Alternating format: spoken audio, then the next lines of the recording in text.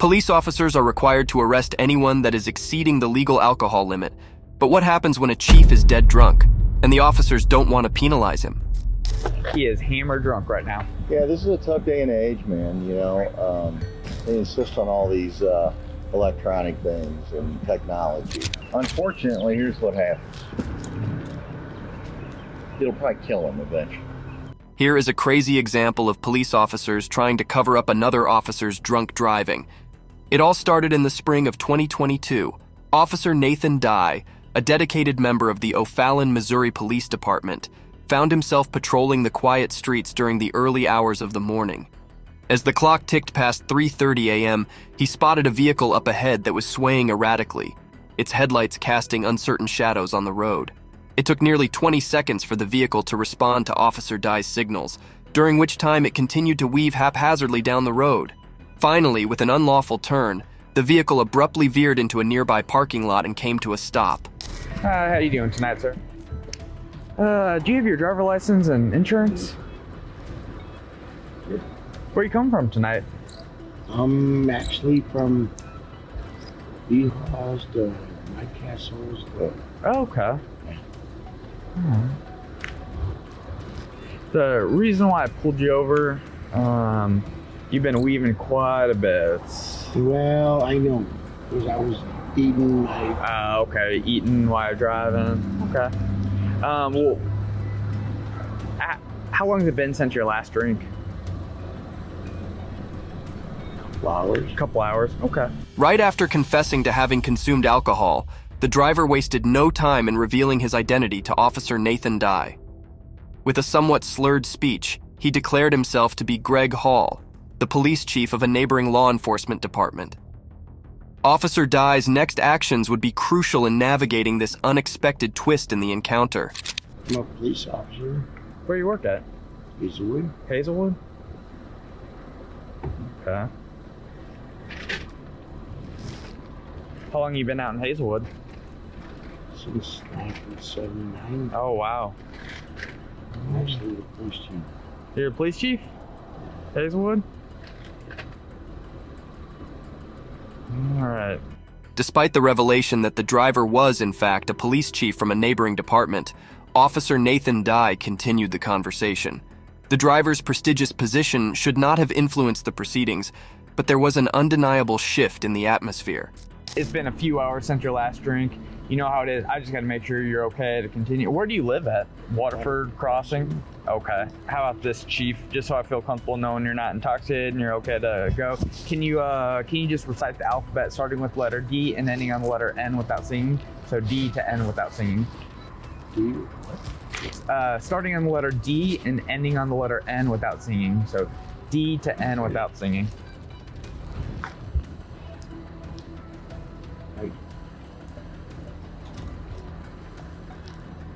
D, E, G, H, I, J, K, L, E, Q, R, S, T, U, it's what a way to stop. And, all right. Chief, do you have your police ID and stuff with you? During a traffic stop, Officer Dye questioned Chief Hall's sobriety. He asked Chief Hall to recite the alphabet from D to N without singing, which Chief Hall does not finish successfully. Officer Dye then asked for Chief Hall's police ID. As the situation escalated, backup officers arrived on the scene to assist. In the midst of the commotion, Chief Hall found himself struggling to locate his police identification, adding a layer of complexity to the unfolding events. Keep looking for that, Chief. I'll be right back with you. Officer Dye decided to head back to his police vehicle, intending to prepare a breathalyzer for Chief Hall's sobriety test. Meanwhile, Chief Hall found himself in a continued struggle to locate his required documents. Greg Hall says he's the chief of Hazelwood. Dude, he is. You have credentials on? That's what I asked him to look for. Oh, he's got them now. All right. Chief, like I said, it's been... What time did you leave B Hall at? Since the hockey game was over. Since hockey. I hear that they lost in like the last few seconds or something. Jeez. Like I said, Chief, you know how it is. I'm responsible to make sure that you're okay to continue to drive before I can let you drive, okay? What I want to do is just confirm that with the preliminary breath test. You willing to do that? Here. Let's see where you're at on this, and then we'll go from there.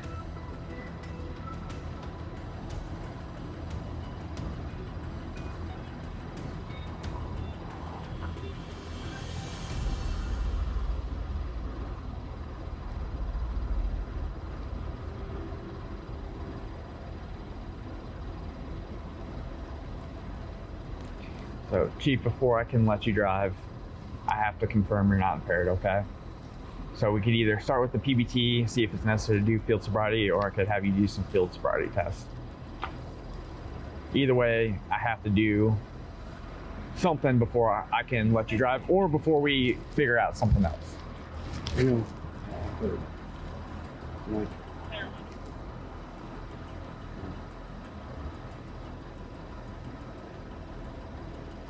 let me think for a minute. Okay, no, take your time, Chief.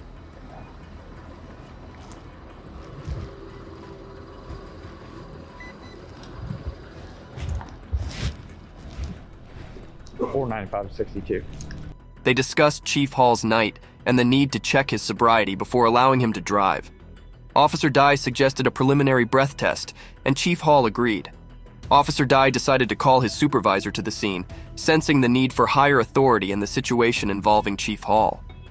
As the chief remained deep in thought for several minutes, a heavy silence hung in the air. Recognizing the tension, Officer Dye tried to break the ice with some small talk. However, Chief Hall struggled to form coherent sentences, barely able to respond. How much longer do you have left out at Hazelwood? Or you just 9 months. 9 months?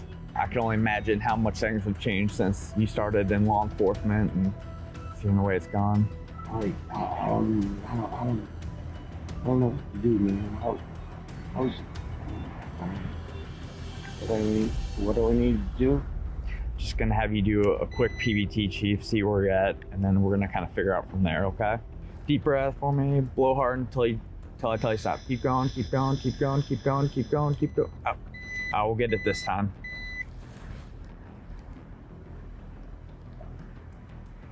Just a little bit longer, if you could. All right, deep breath in, and then just blow hard until I tell you to stop.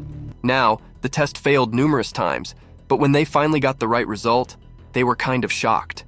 The chief was driving with over 2 times over the legal limit. Watch how he reacts to this revelation and how the conversation continues when the supervisor is called. All right, hang tight right here. I'll get back with you, okay? Sorry to get you over here, but anytime. you made the big bucks, so Chief Hazelwood, he is hammered drunk right now. Oh, Yep. Yeah, he's over at 2. Yeah. He is hammered. He was dodging sniper fire out there, so weaving all over the place. is it all on the dash cam? Yeah. The driving and all the contacts so far? Yes. He lives not too far from here, up the street, off K, I think. He's the current chief. Yeah. Says he's like six to 9 months or something away from retirement. What's he said? What's that? What has he said? What he said? Has he said anything? Has he? Said that he was coming from B-Hulls and went to White Castle to get some food and then was heading home. I haven't done field sobriety yet. Just observations. He's Yeah, this is a tough day and age, man. You know, when you have they insist on all these electronic things and technology. Officer Dye and his supervisor discussed an intoxicated Chief Hazelwood, who had been driving erratically. They considered his proximity to retirement, but hadn't conducted field sobriety tests yet. The conversation also touched on the challenges of dealing with technology and law enforcement amid the unfolding situation.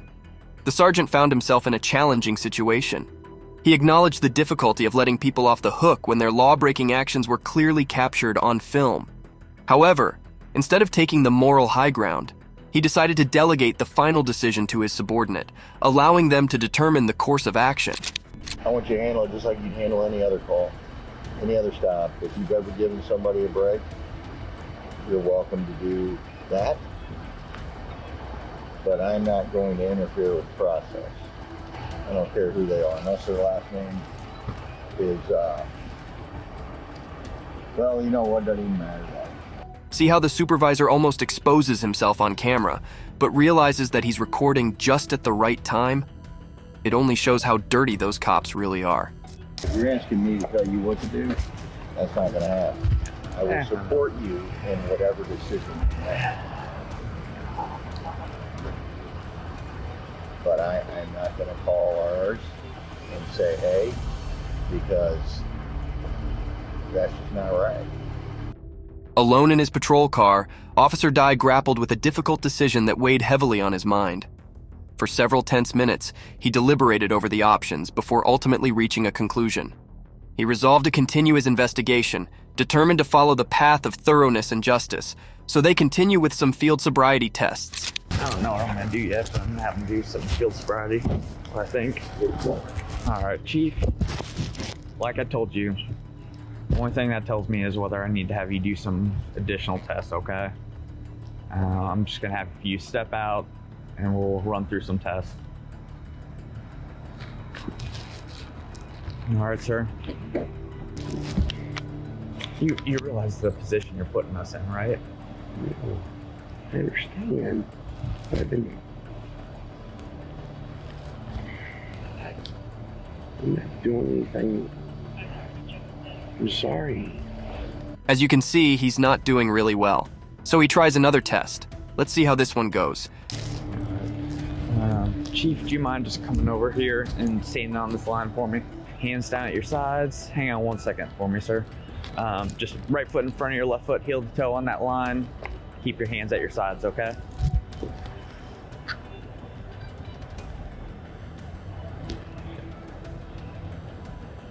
I gotta tell you something. What's that?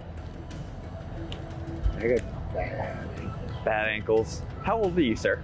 66. 66. Yeah. For being 66, you're in good condition, though. Alright. So, right foot in front of your left foot. Hang on 1 second for me, Chief. I'm just gonna have you stand like this, or if you're not able to, just stand like that. Let me just go ahead and explain and demonstrate this test for you, okay, sir? As you could have guessed, this one doesn't go well either. Officer Dye is then asked to make an interesting call, though, which could change how things play out. Chief Hall asked him to call the O'Fallon police chief to the scene. I just need you to remember, hang on 1 second for me, sir. Just not able to do this. You know what?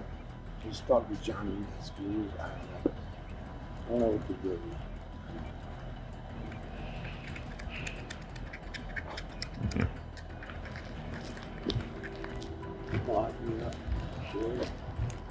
I don't want to. I really don't want. I mean, you saw what happened in Chicago, right? With their chief police, and they look. I'm liable. This is all on camera. How's it look if I don't do my job? I'm gonna be honest, sir. Like, this is a really bad position you're putting me in.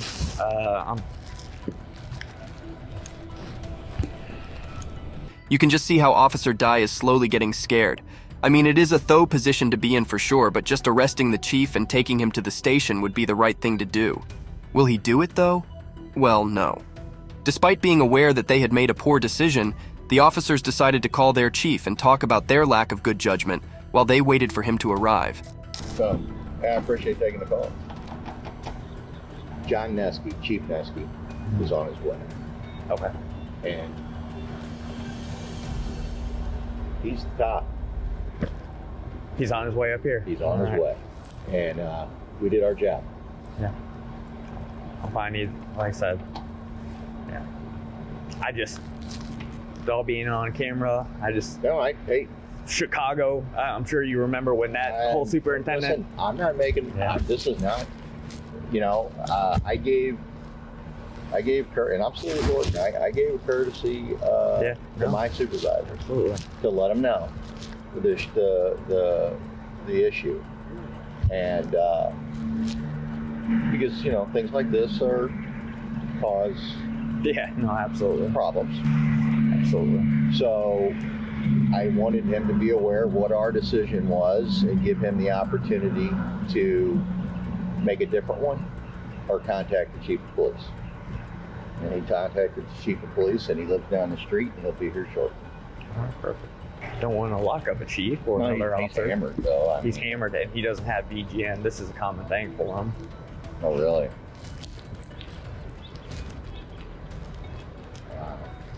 Well, unfortunately, here's what happens.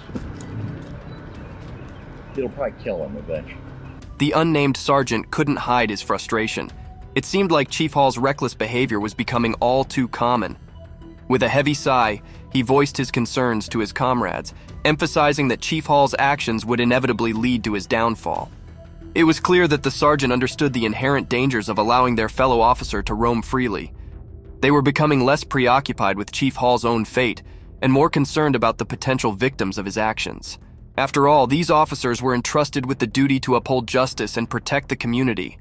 The very people they were meant to serve were now at risk, and that weighed heavily on everyone's minds. Are there more people that are who knows about this?